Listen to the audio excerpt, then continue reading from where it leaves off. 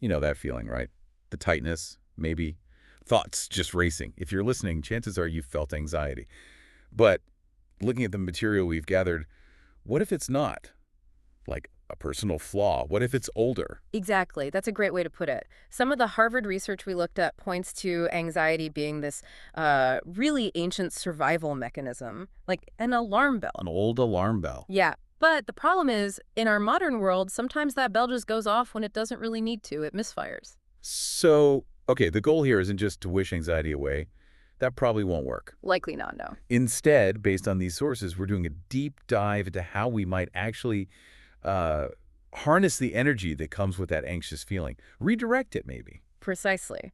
And the neuroscience and the materials gives us some clues. We've sort of distilled it down to 4 main techniques. We'll touch on, what anxiety is doing in the brain first. Good idea. And then get into these practical, science-backed ways to, well, sort of guide your nervous system a bit differently. Okay, so when that anxiety really flares up, what is happening inside our heads? According to the research, I mean. It can feel so consuming. Well, the science suggests there's this part of the brain, the amygdala. It's kind of like the emotional watchdog. Right. It can get really activated, and that sets off a whole cascade of stress signals. Meanwhile, the part for logical thinking, the prefrontal cortex, can actually become less active. So the emotion center hits the panic button, Uh, and the thinking center takes a nap. Not exactly helpful. Not ideal, no. And this floods your system with hormones like cortisol, getting you ready to fight or flee a threat. That might just be an email or a crowded room, not a saber-toothed tiger. Exactly. It's an outdated response sometimes. And what's really interesting from the studies we saw is that trying to just push the feeling away or avoid it, that can actually make the fear response stronger over time. Huh. So avoidance backfires.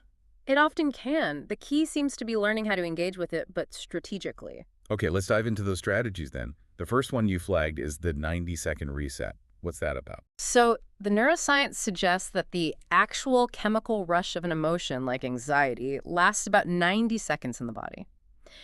If, and this is the key part, if we don't feed it with more anxious thoughts. 90 seconds. Okay, so this reset is about riding that initial wave. Exactly. It gives you tools for that moment. It's a simple 3-step thing. First, name it. Just internally say, okay, this is anxiety. Just acknowledging it. Yes. That little act helps bring your thinking brain, that prefrontal cortex, back online. Second, locate it. Where do you feel it physically? Yeah. In your chest, stomach.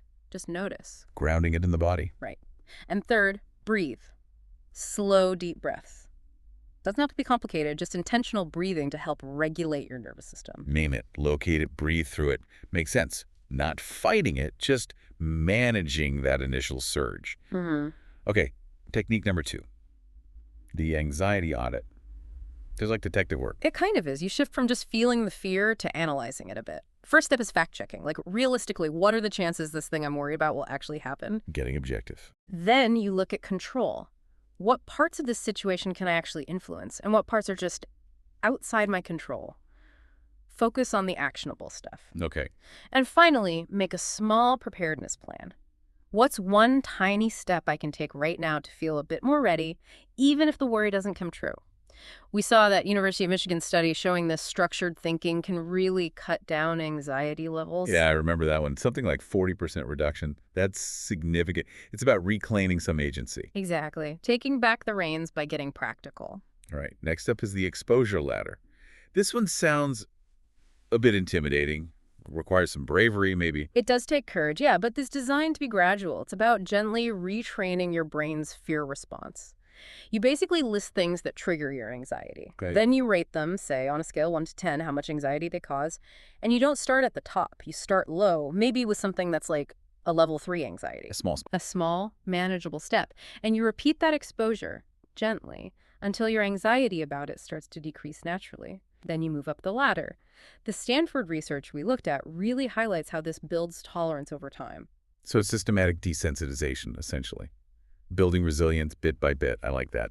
And the final technique, energy conversion. Yeah, this one is based on the idea that anxiety, fundamentally, is a form of energy. It feels awful, but it is energy. Like nervous energy buzzing around. Precisely. So this technique is about consciously deciding where else that energy could go. Physical activity is a big one. Literally burn it off. Go for a walk, do some push-ups, whatever works. Move the body. Or channel it creatively. Draw, write, play music, something to express those intense feelings. Or even sometimes just tackling a productive task, like cleaning or organizing, can absorb some of that restless energy. Finding a healthy outlet instead of letting it just churn inside.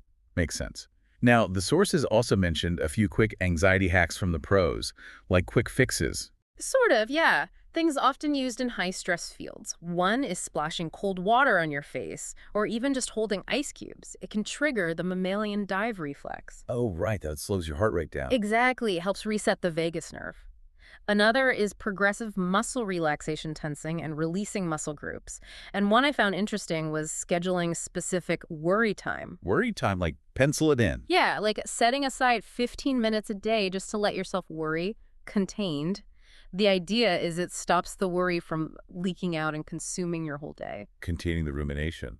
Interesting. Okay, these are all really practical takeaways from the material. So for everyone listening, maybe the first step is just picking one. Yeah, absolutely. Maybe commit to trying one technique, the 90-second reset, the audit, maybe starting an exposure list or finding an energy outlet. Just try one daily for, say, the next 30 days. See what happens. Like a little experiment. Yeah. And maybe track your triggers too. Notice the patterns. It's all data. It really is. And just Yeah. remember, the point isn't to never feel anxiety again. That's probably not realistic. It's more about how you relate to it, how you manage it. Right.